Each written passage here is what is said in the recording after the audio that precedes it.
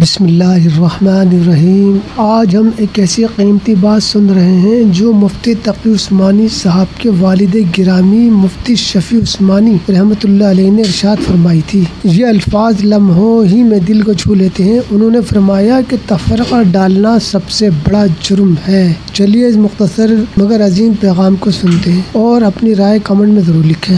دیوبند کے بہت بڑی جید شخصیت جناب مفتی تقی عثمانی صاحب اور ان کے والد مفتی شفیع عثمانی، ان کی کتاب ہے وحدت امت۔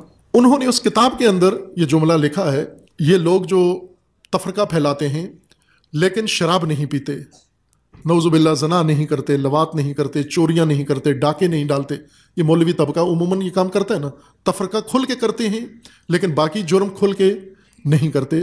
تو وہ یہ ان کو کہتے ہیں کہ یہ جو تم چوری نہیں کرتے، ڈاکے نہیں ڈالتے، زنا نہیں کرتے، لواط نہیں کرتے، تو یہ تمہارا دین نہیں ہے، تمہاری مولوی گری ہے، یہ تمہاری مجبوری ہے، مولوی گری ہے کہ اپنا کاروبار جاری رکھ سکو، اپنا اعتبار بنا سکو، ورنہ سب سے بڑا جرم تو تم تفرقہ ڈال کے کر دیتے ہو۔ اس جرم کے سامنے سارے جرم حقیر ہیں، سارے جرم